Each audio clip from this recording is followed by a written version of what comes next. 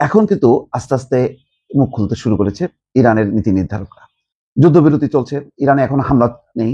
তুলনামূলকভাবে ইরানের যারা নীতি নির্ধারক তারা নিরাপদ বোধ করছেন, যেহেতু আলাপ আলোচনা চলছে।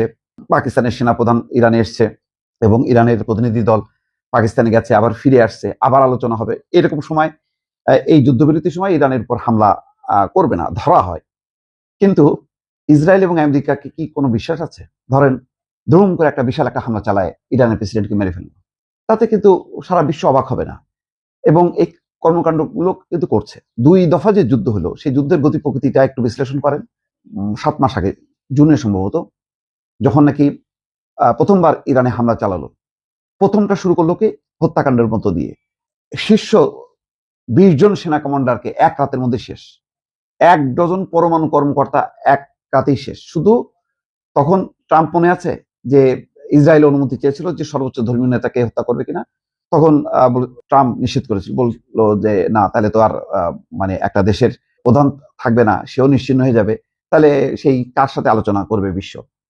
এটা খারাপ দেখা যায়। মানে একান্ত বলা যায় যে ট্রাম্পের দোয়ায় ওই যাত্রায় বেঁচে গেছিল। কিন্তু 20 জন শীর্ষ, একটা দেশের শীর্ষ 20 জন সেনা কমান্ডার এক রাতের মধ্যে নেই, শীর্ষ 12 পরমাণু কর্মকর্তা নেই।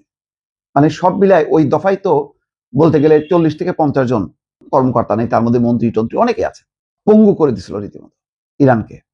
1 বছর ঘুরতে না ঘুরতে লাস্ট যেই হামলাটা গত 28শে ফেব্রুয়ারি করলো, এটাও দেখেন, এটা কি যুদ্ধ নাকি এটা সন্ত্রাসী হামলা? সন্ত্রাসী হামলার মতন সন্ত্রাসী হামলা চালায় যুদ্ধ শুরু করলো। প্রথমেই প্রতিরক্ষা মন্ত্রী গেল, ইরানের সর্বোচ্চ নেতা, ধর্মীয় নেতা আয়াতুল্লাহ আলী খামেনি গেল, তারপরে আইআরজিসির প্রধান, সেনাপ্রধান, 4-5 জন তো সেখানে মারা গেল। মুস্তফা খামেনি, যিনি এখন তার দ্বিতীয় পুত্র, যিনি এখন সর্বোচ্চ নেতা, তিনি কোনো রকমে প্রাণ রক্ষা করলেন। তিনি সামান্য আহত হয়েছিলেন, কারণ তার হয়তো 1-2 মিনিট আগে তিনি বের হতে পারছিলেন, হয়তো ওই সময় ক্ষেপণাস্ত্রে আঘাত হয়। তো এই হামলাগুলো তো যুদ্ধ না, এগুলো তো হলো সন্ত্রাসী হামলা।